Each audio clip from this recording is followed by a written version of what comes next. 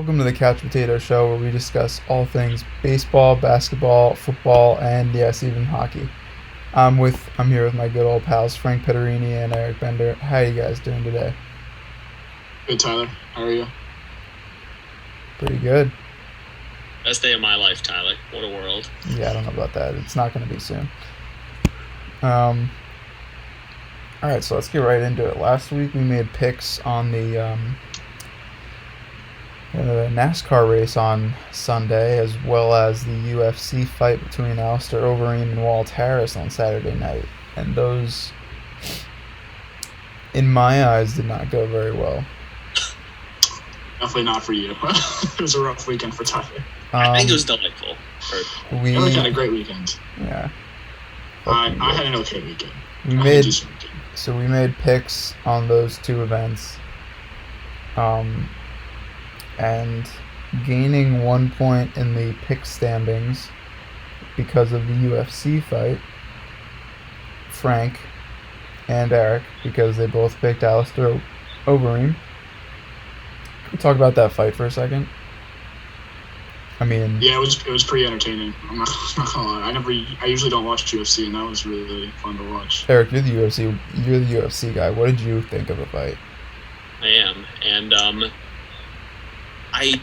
I thought it went down a lot exactly really how I pictured it. Round one, as long as Alistair Overeem could weather that storm, Walt Harris, he's a bigger guy, doesn't have a lot of cardio, so really that, I think I even mentioned it last week, that Muhammad Ali rope-a-dope strategy, it's Alistair Overeem just kind of, not purposely got punched in the face and dropped, but he was like, all right, let me stand at the bottom, let him punch himself out with some ground and pound, and then he waited for the second round, and that's when the more technical striking came into play, and Overeem hit him with a nice head kick, and then nice right over from there. Left jab. Oh my goodness, yeah, it just got his back. And then he sat there in the lock for a few minutes, and the match was over because Harris just couldn't get out of anything. Yeah, seriously. And props to the referee for letting that fight go past the first round, because Overeem was good, and a less experienced referee could have stopped it, but good for that ref for letting that go. Seriously. Yeah, and it looked like at some point in the second round, Overeem got Harris into a position where Harris didn't know where the punches were coming from, and he had no move that he couldn't get out of the hold that Overeem had him in, and Overeem was just raining punches from coming up inside the arm and going up to his chin, and then coming down from the side and just leveling him right in the side of the face. And Walt Harris had no idea where it was coming from. So. Yeah, exactly. Overeem did. It's in jiu-jitsu they say that he had his back. He was on top of him, and he could have gone for a choke once Harris was on the ground. But it was just a perfect position to where Harris needed to be cognizant of that possibility that he's getting submitted. So with that in mind, you can't protect yourself from the strikes fully. So it was a beautiful position for Overeem. Really, he fought in the second round, he fought the perfect fight. It was excellent. Yeah, so you guys both gained points on that awful fight. And then on Sunday, we had the Darlington 400, NASCAR's opening race since closing down because of the coronavirus. I had Kyle Busch winning. That didn't happen. Frank, you had Denny Hamlin winning. That didn't happen. And Eric, you somehow guessed the correct winner in Kevin Harvick. What the hell happened? Why?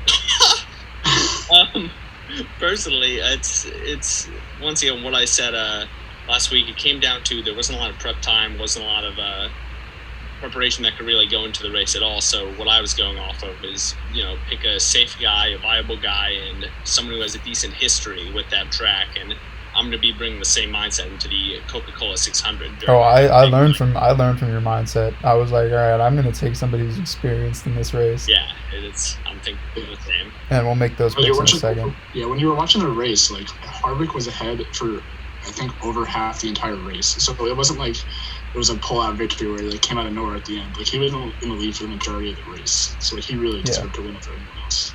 Frank, is that the first NASCAR race you've ever watched? That's the first one. The first UFC fight I ever watched was the Overeem fight, and then the first. No, it is not. Race. Is it really? I've never watched UFC.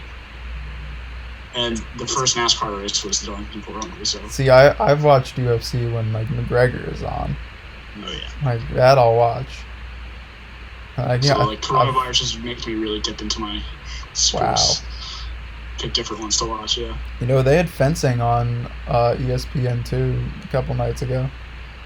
Yeah, I told you guys too. I was watching the cornhole tournament after the fight.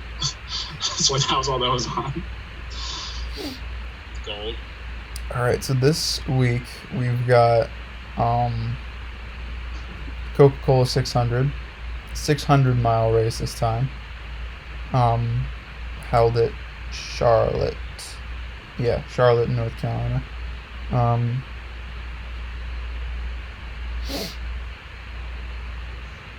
And Sunday, I believe. Yeah, Sunday is the charity, the match as they're calling it. Phil Mickelson and Tom Brady against Peyton Manning and Tiger Woods, which is going to be very entertaining to watch. Definitely. So we're going to make picks on that, as well as we're going to make picks for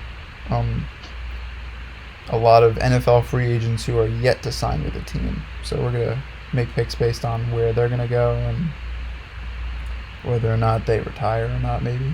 I don't know. All right, so Frank, why don't you start it off in the Coca-Cola 600 picks? All right, so for this Coca-Cola 600, I'm going to take Joey Logano, the number 22 car. All right. Eric?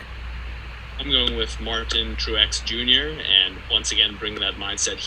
I believe he took it home last season, and even in Darlington, I thought he looked impressive. Some potential. I think he showed himself in the top 5 a few different times. He's rather consistent, not too heavy of an underdog. I know he's not fair. I believe Busch is the favorite, but yeah, Busch is the favorite. Yeah, Truex Jr. either 2 or 3. He's got a great history with this race, and that's who I'm going with. So with my pick, I'm going with somebody who's very experienced at Charlotte, and I follow NASCAR, so I know the history of this racer at Charlotte is very good and better than any other racer in the field. Happened to be the same pick that Eric made. I'm taking Martin Truex Jr. Oh, come on. All right, so now I really got to hope that you guys don't win this one. And I can show you, Frank, my notes. I've had Martin Truex Jr. since, like, last night, so... Good, don't worry about it. I'm just going to gain more points than you, it's fine. Eric, we got to bring this one home. Yeah, it's a testament to him that 2 out of 3 of us picked him, seriously. Yeah. The history of him at this track, it's so successful. It's, in I my remember, opinion, I'd have him as the favorite. I remember watching... this same race last year, and I think Truex, there's 400 laps. I think Truex led like 350 of them. Yeah, so at that point, like... So... Yeah. But yeah, I'm looking at the odds right now. It's Kyle Busch is first, which we said already, and then, yeah, Truex is 2, like you guys said, and then Logano, who I picked, was 3. Alright, so there you go. And then after that is Kevin Harvick, Eric's best friend now, who he's in love with. But yeah, and then around the top 5 is Chase Elliott. Yeah, I gave Harvick a look again, but Truex Jr., the history for me is too much at this track. Yeah. Hey, if you guys win again, I'm going to have to go with Eric's logic. I'm going to have to rethink my entire strategy with this. So, could happen. Hopefully not. Hopefully I can pull this one out. All right, let's move from NASCAR to golf. And we've got Phil Mickelson and Tom Brady versus Peyton Manning and Tiger Woods. Frank, who you got? I'm going to take Phil Brady. And that's because I feel like Tom Brady has the edge over Peyton Manning. Because he won that charity game with Tiger Woods back in, I think it was 06 or 0. He's played these kind of matches before. So I'm going to take Tom Brady. Eric? My heart is telling me to agree with Frank. I'm a Brady guy over a Manning guy. I'm a Mickelson guy over a Woods guy. But I don't know. And I interestingly, in my opinion, what makes the difference is I give Peyton the edge over Brady. Brady's had his moments on the golf course, but I think overall, from what I've heard and just the research I've done, Peyton's got the better technique. He's more consistent, and that's how I got to go with Tiger and Peyton. Yeah, I'm going to make the same pick. I'm going Tiger and Peyton just because basically the opposite of Frank's logic. I think Peyton has the edge over Tom Brady. I think he's a better golfer than Tom Brady. And also, I'm a Peyton guy over a Brady guy, and I'm a Tiger guy over a Phil guy. So That Giants fan is coming out in you right now, Tyler. Oh yeah, love Peyton. It's more the mindset we're pick against Brady no matter what. Love Peyton. Fuck Tom Brady. Yeah. And also, Tiger's just a god, and he's learned from. Tiger and Phil had their one-on-one charity event 2 years ago, and I think Tiger's learned from that. And this is his own golf course, so home field advantage. Yeah, that's the other thing I had in mind. Honestly, if you're telling me just straight up Phil and Tiger again, that might be a different answer. But I really think Peyton is going to make the difference over Brady, and Tiger with the fact that he's so familiar with this course, that's going to close the gap between Phil and Tiger for me. It's been a while since Tiger's been in action. He's struggled with the back again, but I got faith in him. On solo this weekend, I guess. All right. Just got to vote against you guys. It's fine with me. All right, so we're going to now make picks on 15 NFL free agents who are still on the free agent market. And first, we're going to start off with Cam Newton. Eric, where is Cam Newton going to sign? I think Cam Newton is going to the Patriots. I'm not buying the Jarrett Stidham thing. You know, he looks fine, but in my opinion, that's not who you're going to look to go into the season and lean on. You know, maybe get him some, I don't know, in my opinion, just Cam. If he's healthy, he still has the possibility to be an MVP candidate, honestly. I'm a big Cam guy, always have been. And I'm not saying that he's going to carry him to the playoffs by any means, but I'm saying that there's still no relatively weak division. If you get Cam Newton, you could easily go 500 or above in the division. So I'm going with Cam Newton to the Patriots. Frank? I have to agree with Eric on this one. I also haven't gone to the Patriots. They need a quarterback really bad. And like Eric said, the rest of the division is decent with the Bills probably being the favorite in the division right now. So if they get Cam Newton, they're probably like one of the better choices for the division. I have Cam Newton going to the Ravens. And here's why. I think Cam Newton, with the style that he plays, is the perfect veteran mentor for Lamar Jackson. I think he can teach Lamar Jackson how to not kill himself when he leaves the pocket and just runs for 60 yards. I also think that the odds that Lamar Jackson gets hurt this year doing what he does is astronomically high. That's fair. And I think the Ravens know that, and if they were smart, I think they would take a very good backup in Cam Newton. So that's why I have him going to the Ravens. Just a 1 year deal. Just a 1 year deal. Fair. A little bit out of the box thinking, but I follow it. I wouldn't be shocked. The Patriots were my second choice. Yeah. All right, we're gonna move on to the Raven great, Joe Flacco. Frank, where you have Joe Flacco going? I have Joe Flacco going to the Vikings. They are in need of a quarterback again after Teddy Bridgewater. And I know he's a little bit older now, but I have a good feeling he's going to go to the Vikings.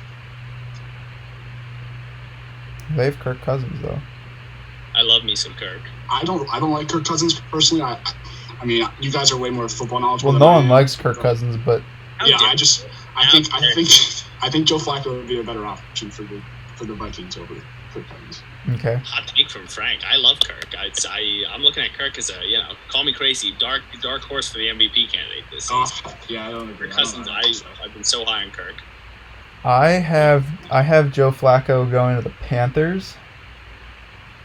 I think this is going to be a mid-season signing where Kyle Allen goes down with an injury or something, and they pick up Joe Flacco to either be a backup or just like a security blanket quarterback, or maybe even start for them. I don't know. I have him going with the Panthers. Kind of just shot in the dark here. Eric, what about you? Similar to your mindset with Cam Newton kind of coaching Lamar Jackson, I have Joe Flacco going to the Jets, kind of leading Sam Darnold and kind of mentoring him. He's been in the league for a couple seasons now, really hasn't found his footing altogether. I think a veteran presence like Joe Flacco may just be able to take him to the next level and be a better quarterback in this league. So I'm saying Joe Flacco to the Jets. All right. Next up, we got Devonta Freeman, running back, who formerly played with the Atlanta Falcons. Frank?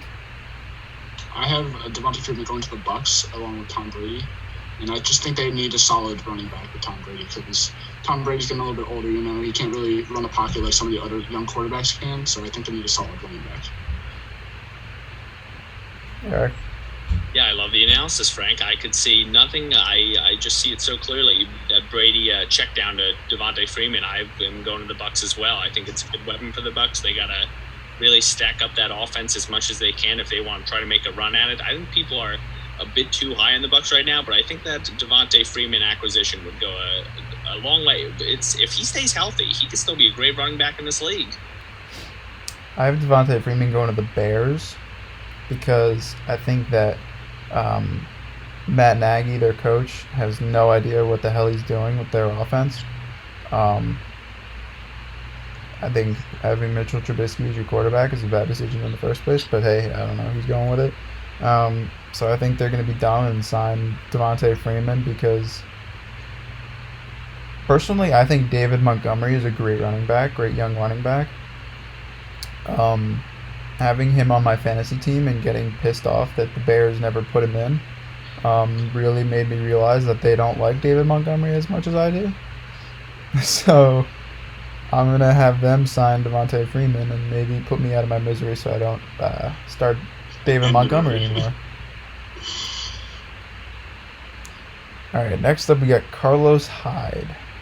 Eric, who is Carlos Hyde going to sign with?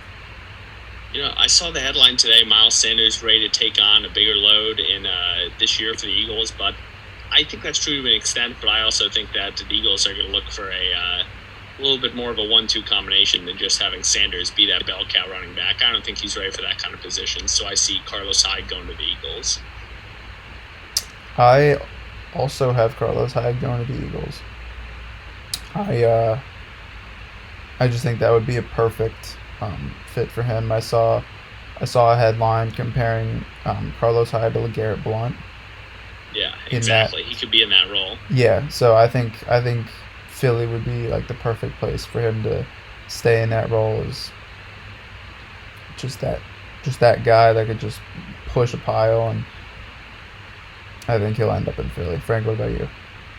I'm going to the Falcons, and because of that, for that reason, I have them they have Matt Ryan, obviously, and Julio Jones, so they have the quarterback wide receiver combination that you would want, like top combination in the NFL. And what they're kind of missing right now for me is a running back, is a really solid running back, and I think Carlos Hyde would be that for them. All right, next up we got Shady McCoy, LaShawn McCoy. Frank, where's LaShawn McCoy going? I have him going, you guys said last time, I have him going to Philly. And no real reason for that. He said before that he wants to go back to Philly, so I just have a good feeling they would find a way to reunite. Eric, what about you? Yeah, in my opinion, if McCoy doesn't, if the Eagles don't sign Hyde, I think they're going to sign McCoy. So that does make sense to me. But for me, Melvin Gordon leaving the Chargers, I think they're going to want someone behind Austin Eckler, and I think LaShawn McCoy makes sense for the Chargers. I am taking LaShawn McCoy going back to Philly. I also have him going to the Eagles. Now you may be asking yourself, well, you had Carlos Hyde also going to the Eagles. Well, I need points because I didn't have a very good weekend.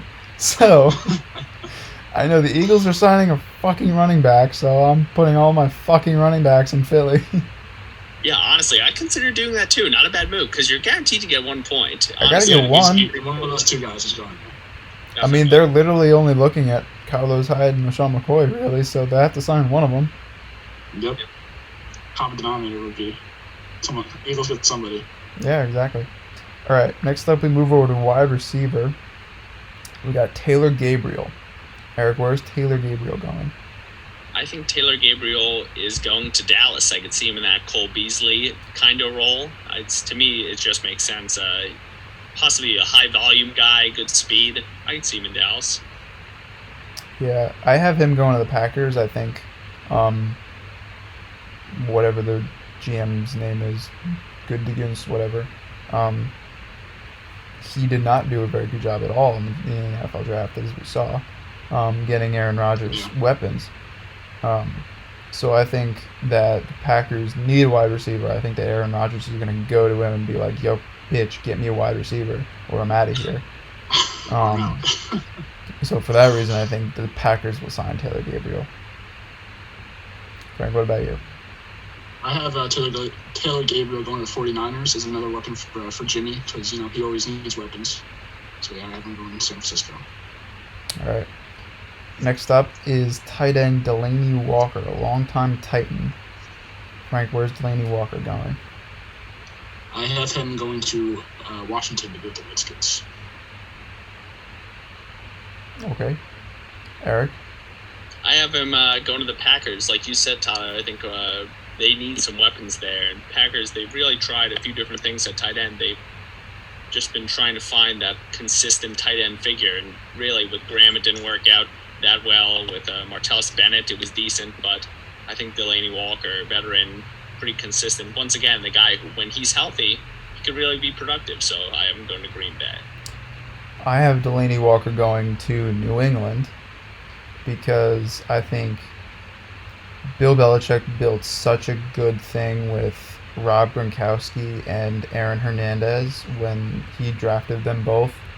To have that two tight end set and run that two tight end set with Brady just led them to a Super Bowl. I think he's going to go back to square one. He's going to probably pick up a quarterback at ShopRite and have him start and bring him and make him the greatest quarterback of all time. I'm not saying Delanie Walker is going to be that Gronk or Aaron Hernandez, but I think he can help be like a role model or something for another tight end in the locker room. So I think he's going to New England for that. Next up we got Damon Snacks Harrison. And I'll start it off. I have Snacks going to the Titans. They're losing a couple guys on the defensive line, and one of their real problems last year was stopping the run. And Damon Harrison is one of the best run stoppers in the NFL, so I have him going to Tennessee. Eric, what about you? Yeah, I got Snacks going to Dallas. I just feel like he will really complete that line in Dallas, but similar mindset with the Titans, and some of my future picks will reflect that. But yeah, I have him going to Dallas. Frank? I have Harrison going back to the Giants, where he spent, I believe it was 3 or 4 years. And I think he would be a really good addition for him. So I have him going to New York. That'd be nice. Tyler would value that probably. Actually, I wouldn't like that. Just because we have a really young defense, and he would just bump the average up significantly. Nothing wrong with that, though. You always need veterans. All right, next up, former number 1 overall pick, Jadeveon Clowney. Frank, where's Clowney going? I have Clowney going to the abyss that is Cleveland. Because no one... Cleveland, don't even get me started on Cleveland. Cleveland's just always a mess. And I feel like Clowney would be a good addition for them to try and get back on track. Unless they trade Odell, which is just tank mode at that point. But yeah, I haven't gone to Cleveland. Could happen. Eric? Yeah, I am going to Tennessee, just really saying the same thing Maine said about Snacks Harrison. I think their defensive line needs some work. I think Clowney, unfortunately, me being a Jaguars fan, I want to get him out of the division because he was with the Texans. He went to the Seahawks. That was nice, but I have a feeling that I'll be seeing him twice a year once again when he's with the Titans. I am with you on that. I am going back to Tennessee, and for the same reason why I put 2 running backs in Philly. I think Tennessee needs somebody. I don't know who the hell they're going to get, but I have them taking one of the two between Snacks Harrison and Jadeveon Clowney. Clowney's somebody who can also play. He can play defensive tackle if you put him there, if he really needs to for a couple plays a game. So I think he's going to Tennessee. Next up is Ezekiel Ansah, former Detroit Lion. Frank, where's he going? I have him going to Oakland. They need a lot of help. They're one of the worst teams last year, and I think they could help them out. Eric? I'm going to the Jets. To me, it just makes the most sense. I could see this one for me is a bit up in the air, but to me, his ideal landing spot is in New York with the Jets. I have him going to Jerry's World in Dallas. I think he would. I feel like I always watch these great players sign with Dallas just because Jerry Jones is the only one in the division with a brain. And that hurts me to say that, but it's true. Just look at Amari Cooper. So yeah, I think I'll be seeing Ezekiel Ansah playing in Dallas and signing with Dallas. Next up we got Michael Bennett, the man that doesn't wear shoulder pads. Frank, where's he going? I have him going back to Seattle to finish out. Because he said before he would love to finish his career in Seattle. I think it would be really interesting to see him there. Yeah, I'm with you on that one. I think he's going back to Seattle. I think it might be even one of those deals where it's a one-day contract and just to see him retire in Jersey, probably. That I have him going back to Seattle. Eric, what about you? Yeah, you took the words right out of my mouth. I hate to make it a clean sweep, but I have him going to Seattle in exactly in that fashion, a one-day contract. I don't see him stepping on the field at all. I think he retires the Seahawk. And with that, we go to Terrell Suggs. Eric, where's Terrell Suggs going to end up? I see him going back to the Ravens. Much of the same for Bennett. He wants that reunion, but I think Terrell Suggs will actually get some snaps in this season. I think this will be his last year, but I see him with the Ravens. I have the same thing for Terrell Suggs. I think it's going to be a one-day contract and then retire with the team that he's played for so many years. And then probably 5 years from now, we'll see him in Canton. Frank, what about you? Same thing for me, guys. I mean, it's clean sweep again, just like the last one. It's one of those where he just wants to finish out his career with one team and see that last game, play that team and be done. And after Terrell Suggs, we move on to Dre Kirkpatrick, former Alabama Crimson Tide. Where's he going, Frank? I have him going to Pittsburgh. Don't really know why, just good feeling about Pittsburgh. Okay. Eric? I can see him going to Chicago. Going with the Bears. And we'll keep up the trend of no real reasons why. I have him going to the Cowboys. Yeah. Just cause. Alright. Frank, we'll move on to Stephen Gostkowski. Where's Stephen Gostkowski going? I am going to the Tennessee Titans to be the kicker there. He's a good, solid kicker. I think, as far as I know, they're needing a kicker right now, so that's where I have him. Eric? I have him going back to the Patriots eventually. I think Bill Belichick and everyone at the Patriots are going to realize that kickers are underappreciated, and you're not going to find another Gostkowski growing on a tree. They saved some cap space by parting ways with him. Maybe come back on like some kind of one-year deal. I don't know. I just see him going back to the Patriots. Probably mid-season, if I were to guess. I have Stephen Gostkowski going to this team because I think their quarterback is going to make a little noise in the front office. I think he's going to go over to the GM and be like, hey, yo, our kickers suck. Sign this guy. I think Stephen Gostkowski's going to the Buccaneers, back to Brady's world, and probably win a Super Bowl with Tom Brady down there, just like he did in New England. So I think, because I think they just signed a new kicker to compete with their actual kicker. I think the two of them will battle it out in the preseason, and Coach Bruce Arians is going to realize, wow, these guys both suck. Let's sign Stephen Gostkowski. So I think he's going to Tampa Bay.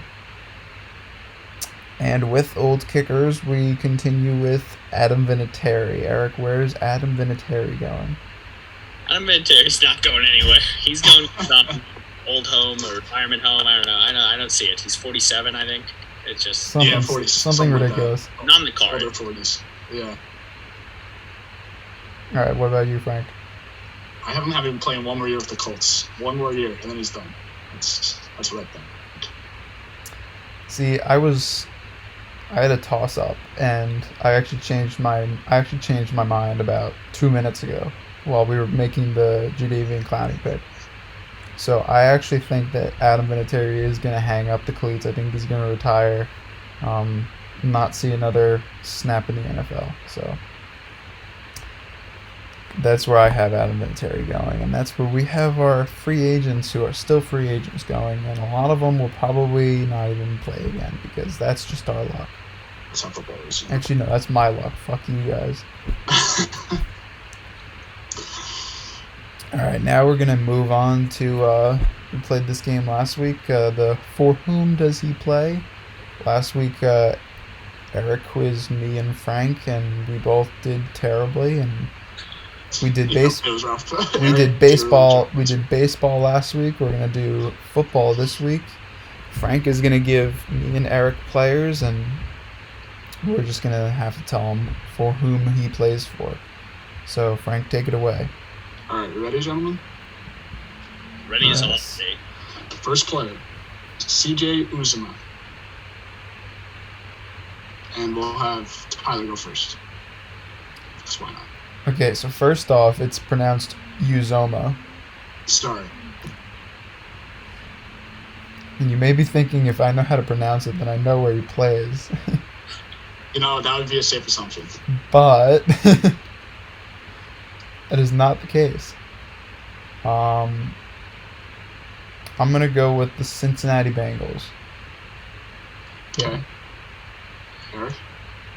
You know, I have the same team in mind, but I'm not that confident to go with that team. I could be regretting this.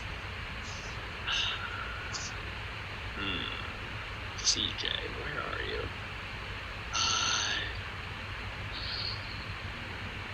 I'll go Broncos.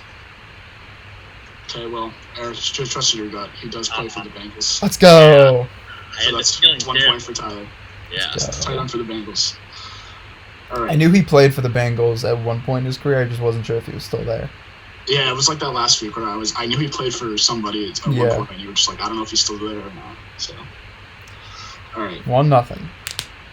nothing Tyler. Yep. Player number 2, Justin Coleman. Eric, you're going first this time. Eric does not look confident. Not great. Coleman. Where's Coleman at?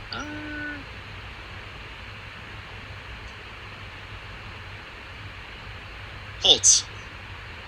Okay, Tyler. This guy sounds like a wide receiver. He does, doesn't he? He does. I will tell you, he's not a wide receiver. Oh, fuck.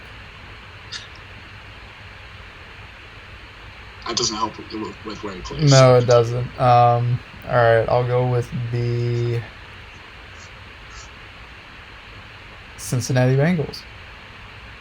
You think I really put 2 Cincinnati Bengals on the same 6 players? No, you're both wrong. He plays for the Detroit Lions. Okay. God, man. Why would I put the same? There's 32 teams. You think I picked the same? That would have been clever though. Well, Yeah, I should have gone with all Bengals. That's what I should have. Yeah, you greedy, should yes. have. Be like, All right. Player number 3, by far the best name of all the choices. We have Young Ho Koo. oh fuck.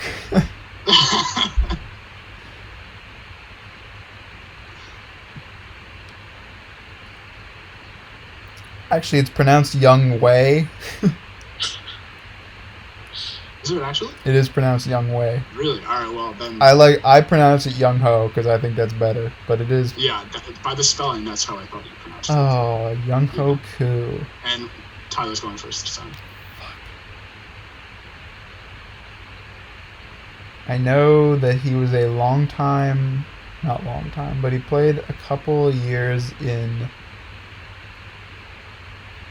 then San Diego with the Chargers.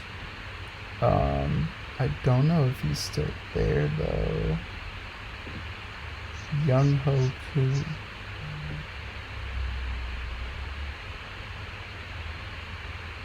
I'm gonna go with the Chargers. Eric?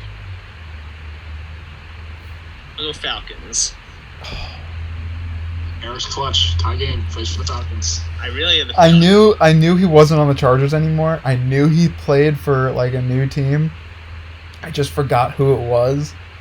All right. Well, tie game 1-1 with 2 players left. Plus Should have let Eric go first on that one. I would have picked Falcons.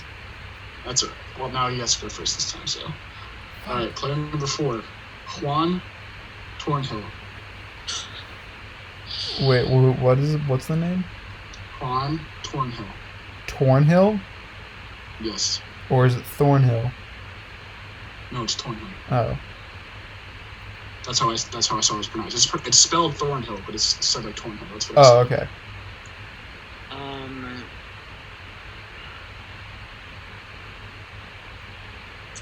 Let me think. Panthers.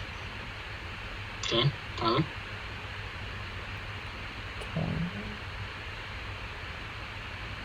Raiders. Both wrong. Plays for the Kansas City Chiefs. Safety. All right, well, comes down to the final one, and if not, then we'll play overtime. All right, last one. Kyle Van Noy, linebacker. Tyler knows. Tyler's going first this time. It is. Oh, fuck. Yeah, you're going first. All right, Kyle Van Noy is a linebacker on the New England Patriots. Very good. New England Patriots. Both wrong. What? My research says the Dolphins, that he plays for the Dolphins. Oh my god. I know, long-time Patriot. Yeah, not anymore, though. Not anymore. As of a couple weeks ago, he played for the Patriots. Yeah, I've been bamboozled. I'll double-check my research, but... God damn. Hold on. Yeah, so we're going to end that one at a time, because I'm not finding another one. Fuck. Basically, I'm undefeated. That's what you're saying. That's what I'm hearing. That's what I'm gathering. Right. Don't worry. Next week we'll do basketball, and I'll beat you for once. Because I know I'm definitely know more basketball players than you do. Phenomenal. That was just wrong on so many levels. That was rough. Fuck, I can't believe I didn't get Young Hoku. Yep. That's gonna bother me for the rest of my... How do you say it again? What's the correct pronunciation? Young Wei. Young? Yeah, I never would have said It's like Young and then W-A-Y. Young it's spelled Wei. H-O-E, though. I know, but it's like Korean, so it's like Young Wei. That's weird. Yeah, I never would have said that. Oh, well. He's my fantasy kicker for like 2 years. You can't pick him up now. You have to pick somebody else. It's fine, I'll just get Justin Tucker like I do every other year. Like you do every season. I played fantasy football 2 years with these guys, and Tyler's picked him 2 years in a row. Justin Tucker's my man. Every year. It's not Tyler's team without Justin Tucker. Had him since his rookie year. Alright, well, since that's fucking over, let's talk about The Last Dance, because that's really the only thing going on in the sports world currently that has any relevancy, if that's a word. Yeah. Did you guys watch the final 2 episodes this past Sunday night? Yep, I watched both. What do you think? I think it was good. The thing for me is they jumped around a lot. So like when I was watching it, the last 2 episodes, I know it's basically like the Jazz is the only opponent. I know the Pacers were in there too. The Pacers were in the Jazz for the last episode, and they jumped back to a few years. I don't remember what year they jumped back to, but he played the Jazz one time, and then they jumped forward again. So it was just a little confusing like what year they were in, because I'm not like an avid Michael Jordan fan like I know a lot of people are. So me, it was just a little bit confusing. But other than that, it was really good. I really enjoyed it. Yeah, I mean, Eric. I thought it was really well made. I don't know. I was going in a little skeptical because the whole thing needed to be approved by Jordan, so you're not going to get like the raw. Yeah, exactly. That's probably something that's just never going to happen. And it's guys like Karl Malone refused to comment on it. One other player, I think. So it's for what it is. It entertained me, gave me something to do for 10 hours, but it's kind of really interesting. Yeah, and I know like every single piece of film they used had to be approved by Jordan because he's the one that owns the film. So like like you said, it was a little bit biased. Like, oh, Jordan's the GOAT, Jordan's the greatest of all time, blah blah blah. No one ever beats Jordan. But for me, I don't know. He's obviously like top 2 of all time, but for me, he's not the best. I take LeBron, but that's just my opinion. Yeah, I think the whole this thing brought probably the most like skepticism throughout the whole thing. The flu game, as we now know is the food poisoning game. It was very interesting because in the Last Dance, Michael said that he had ordered a pizza that night and 5 people came up to the door, which made it suspicious, and then he proceeded to eat the entire pizza. Yeah, by himself. I don't know, but if I'm the most popular person on Earth and order a pizza from some bumfuck Pizza Hut, yeah, like, and if 5 people show up to my hotel room to deliver it, I think either A, I'm not going to eat it because that kind of seems sketchy. B, I might have one of my friends that were in my 7 friends that were in the room or trainer to like eat it first. I don't know. Yeah, and they weren't even in Chicago. They were away when he ordered. Yeah, they were in Utah. Yeah, so like if there's like a bunch of random dudes showing up to your door giving you food, like I would be a little skeptical too. Honestly. And here's the thing that I was wondering.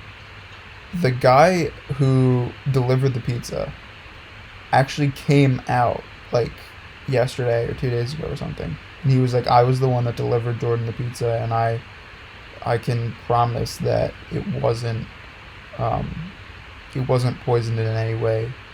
And then he was asked like how he knew, like why 5 people showed up, because normally when you're delivering a pizza you don't deliver with 4 other people. Yeah, it's usually one person. So he was asked like why did 5 people show up, and he was like, oh well, I learned that the pizza was, he was like, I know the pizza was for Michael, so I called up like some of my friends to come deliver it with me because they wanted to meet Michael. I'm like, no. if Michael Jordan's ordering a pizza, or how did he know it was for Michael Jordan? Because Michael Jordan's not. Yeah, when you give your name for pizza deliveries, you just say, I don't know, Michael. You just say Mike or something. Like, oh, I'm Michael Jordan. Like, he would never say that on the phone, knowing full well like how popular he is throughout the entire world. Well, apparently one of his friends or trainers or whatever was in the room, ordered it. He was the one that ordered. Though, like, full well not to say the full name Michael Jordan. And like, even if he did say Michael Jordan, I would honestly, if I was on the end of the line, I thought it was a joke. Yeah. Like, yeah, it's Michael Jordan. When you're ordering a pizza and the person you're ordering it for is Michael Jordan, you're just gonna say, oh, this is for Joe Schmo or whatever. Yeah. This is for whatever his name is. Like, yeah, even if I'm on the other line, it's like I would think that's a joke. Did they have when you ordered a pizza? When you ordered a pizza in 1998, were you able to like give them your credit card? Oh, I don't know. I wasn't alive for 13 years. I have no idea. 98, not 88. Yeah, the whole thing was just so fishy to me. I mean, obviously he was like visibly ill, so something happened. We don't know what it actually was. They say it's a pizza. The guy says it's a pizza. Like, you never really know. The whole thing was a bit sketch. Yeah. And a big thing for me about the whole documentary as a whole is like I didn't realize like how underappreciated Scottie Pippen was throughout the entirety of like the Bulls run. Like they gave him a contract that's like the 35th smallest contract in the league at that point, and he was like one of the top 5 players in the entire league. Yeah. So, like today, you see like Steph Curry has like a $40 million contract. I think if Chandler you freaking Parsons has like a $35 million contract, and Scotty's over here making like $8.5 million. I forget who it was. I forget what the number was, but whatever. It was like 2 years, $17 million. No, like where he was in terms of like highest paid in the NBA. Whatever that number was, if you were to look at that number in today's NBA, it's Andre Robertson. Yeah, it's the guy who was only there for the minuscule defense that he could play potentially.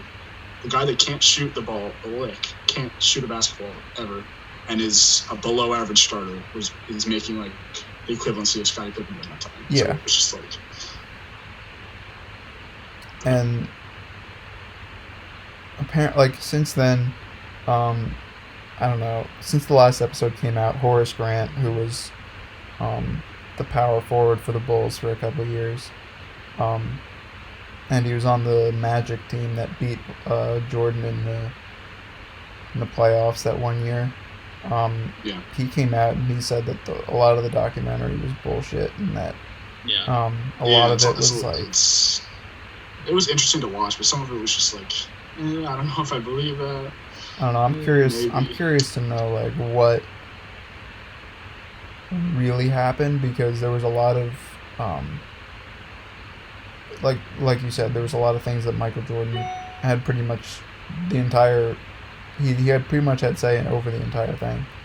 So I'm curious to know what it would have looked like if he didn't have like say over the entire thing. Yeah.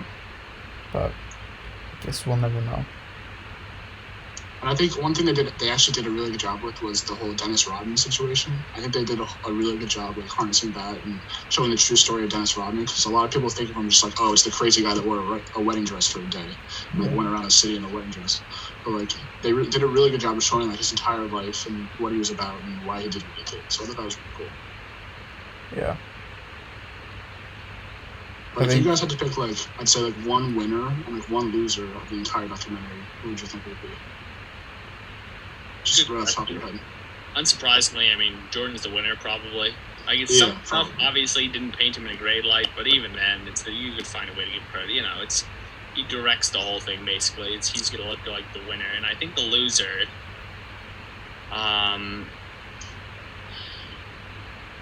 Who was the guy? I'm great with names, as we could see by that game we just played. Of course.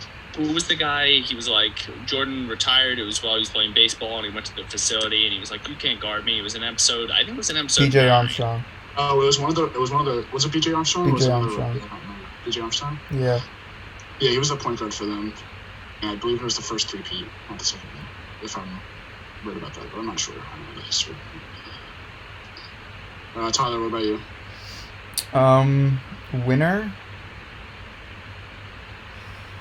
Not Jordan. Yeah. Not Jordan. Winner? I'd probably have to say Scottie Pippen. Just because now everyone knows how underappreciated he was, and like how much he actually did for that team. No, I'd argue it's not Scottie either, because like that one moment they highlighted where he was just like, "I'm not getting the ball. No, I'm not playing." Exactly. That was one of the things where like yeah, but you know what? It was like the entire team. I feel like there's back then. I feel like there were so many people that would have done the exact same thing in that situation. Even today, like people now are like way more concerned about like being the big dog. Well, also like, I don't know if people would do it today, because the reason why they did it would come out so quickly. Yeah, I mean, I just think like people today are way more concerned with being like the big dog on campus. You could say, 'cause, like you had Kyrie Irving literally leave the Celtics, which is one of the best young teams in the entire league, just because, or sorry, not the Celtics, the Cavaliers, because he went to the Celtics because he didn't want to be in LeBron's shadow anymore, and he was like, I gotta get out of here, I'm out of here, like, trade me. Yeah. And it was just one of those things where just like, that's petty. Like they were one of the better teams in the NBA at that point. He was, yeah. He So, big boy, so Scottie is my winner. My loser is Michael Jordan. Really? Yeah, I think that whatever opinion people had on him before this, no matter what it was better than what it is now. I don't think. I can see that. Like, everyone else in this documentary either made a name for themselves or like improved like their image or whatever. Like I don't know. I don't know. You gotta think the ultimate loser in the documentary is Jerry Krause. People just shit. That's exactly Yeah, what I was him gonna say. too. Jerry Krause got no credit for anything. But I Like, he was the one that also I drafted think MJ. he also did drafted it. Scotty. Jerry Krause also did it to himself. But you Yeah. gotta remember, like the GM is like, obviously it's not like the GM that wins the championship. The GM is the one that built the team. No, but So like, no. If he doesn't build the team, they don't win anything. He did build the team. He did not draft Michael Jordan. Sorry, he didn't. Sorry, my mistake. He No, didn't. not He Jordan. didn't. He wasn't the That one was that the previous drafted. GM, He wasn't the sorry. one that drafted Jordan, but he was the That was one my- that yeah. brought in Phil Jackson. He was the one to do everything else. I'm not He brought giving in him Dennis Rodman. He brought in right. I'm not going to give him Gabriel crap for that. I'm Yeah. I'm also not going to give him crap for the fact that he destroyed the team because that was the owner's decision. That was Jerry Reinsdorf. That was his decision to break up the team in the first place, just because they wanted to go into a rebuild, like earlier than they would have had to. I think the way he went about it in pulling Phil Jackson over and saying, "This is your last year. If you go 82-0, you're not going to Yeah, be the that coach was- next year." That was the for me, that was shittiest just way like- you could have possibly gone about the situation. Yeah. And like the determining factor for all tearing the team down and stuff like that was probably Phil Jackson, because at the end of the last episode, Reinsdorf said like Phil Jackson could come back if he wanted to, but he said no. And then because of Phil Jackson not coming back, Michael Jordan definitely wasn't going to come back. And without Michael, like you saw, like it just wasn't going to happen. Like if Michael wasn't there, no one else was going to stay. If you know what I mean. Yeah. But you know, for me, the ultimate winner of the entire documentary is probably Steve Kerr. Steve Kerr got so much credit for all the stuff he did for the Bulls. Yeah. And he even said, like, Michael Jordan even said, like, oh, yeah, I respect Steve Kerr. I love Steve Kerr. He did so much for our team. Like, he said the one finals game, he hit that game-winning three. I don't remember what game it was. He was like, yeah, Steve earned my respect as soon as he hit that three. Like, Steve was my guy after that. And then, of course, the whole thing with his dad, that was highlighted because I never knew that. I didn't know that either. I had no idea that happened. I didn't know Jordan. I didn't know that Jordan's dad went as he did. Oh, I did know that because I remember he won the one championship on Father's Day. So I did remember that. I didn't And know then that. probably the loser for me, I'd have to say Karl Malone. Because No. don't get me wrong, I don't like Karl Malone as it is. No Just one as a likes Karl human being. Malone. Karl Malone is a scumbag as a human being. Don't get me wrong. Yeah.